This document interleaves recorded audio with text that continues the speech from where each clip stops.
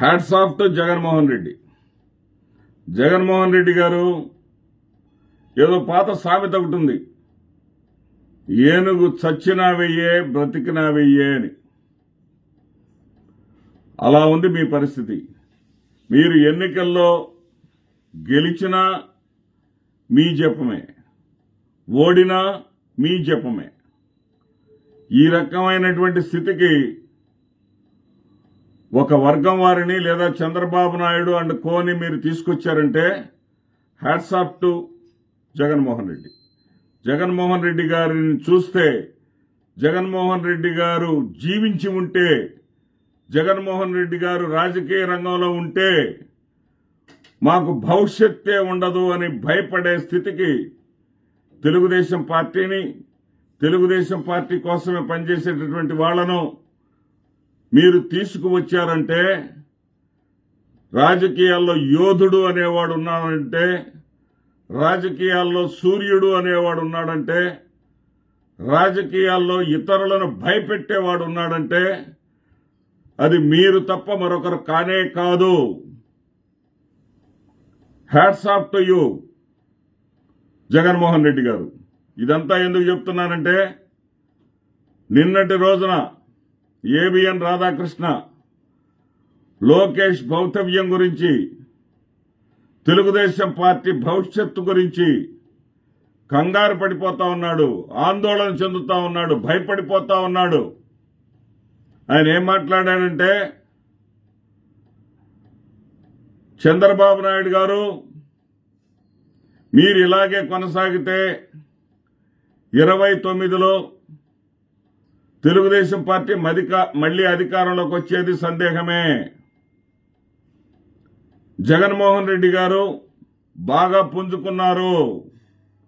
జగన్మోహన్ రెడ్డి గారు రాజకీయంగా ఏమీ అయిపోలేదు. జగన్మోహన్ రెడ్డి గారు రాజకీయంగా రాటు తేలాడు. జగన్మోహన్ రెడ్డి గారు నిత్యం జనంలోనే ఉంటున్నారు. ఇదే రకంగా మీరు జగన్మోహన్ రెడ్డి గారిని వదిలేస్తే, జగన్మోహన్ రెడ్డి గారి అడ్డు తొలగించుకోకపోతే, మరి అడ్డు తొలగించుకోవడం అంటే చంపేయాలేమో, లేదా అడ్డు తొలగించాలంటే ఉన్నవి లేనివి కేసులన్నింటినీ తీసుకొచ్చేసి ఆ కేసులు వేసి ఏదో రకంగా మళ్ళీ జైల్లో వేయాలేమో. మరి గతంలో కూడా చూశాం మనం. ఢిల్లీ వెళ్ళినప్పుడు కూడా ఏ రోజున జగన్మోహన్ రెడ్డి గారిని అరెస్ట్ చేస్తారు, ఎప్పుడు అరెస్ట్ చేస్తారు అనేటటువంటి తప్ప రాష్ట్రం గురించి కానీ, రాష్ట్ర ప్రజల గురించి కానీ ఆలోచించినటువంటి దాఖలాలు లేనే లేవు. నిన్న ఆంధ్రజ్యోతి పత్రిక తన వీకెండ్ కామెంట్స్ లో వేమూరు రాధాకృష్ణ చెప్పినటువంటి మాట ఏంటంటే, జగన్మోహన్ రెడ్డి అడ్డు తొలగించుకోవట్లేదు, మీరు జగన్మోహన్ రెడ్డిని అలాగే మీరు వదిలేస్తున్నారు, మీరు అభివృద్ధి వైపే దృష్టి పెడతా ఉన్నారు. మీరు అభివృద్ధి చేసుకుంటా పోతే మిమ్మల్ని పాతకాలపు చంద్రబాబు నాయుడే అంటారు. మీరు రాజకీయం చేయాలి. మీరు రాజకీయం చేసి జగన్మోహన్ రెడ్డిని రాజకీయ రంగంలో లేకుండా చేయాలి. జగన్మోహన్ రెడ్డి అనే వ్యక్తి రాజకీయ రంగంలో లేనప్పుడే లోకేష్ కు భవిష్యత్తు ఉంటుంది. మీ నీడన అంటే మర్రి చెట్టు నీడన ఒక మొక్క ఎదగలేదు, పెరగలేదు. ఇప్పుడు ఏ క్రెడిట్ ఉన్నా సరే, ఆంధ్రప్రదేశ్ రాష్ట్రంలో ఏదైనా పరిపాలనలో సానుకూల అంశాలు ఏమున్నా సరే ఆ క్రెడిట్ అంతా ఇటు మీకో లేకపోతే పవన్ కళ్యాణ్ గారికో తగ్గుతా ఉంది. పైగా పవన్ కళ్యాణ్ గారికి నరేంద్ర మోడీ అండదండలు ఉన్నాయి.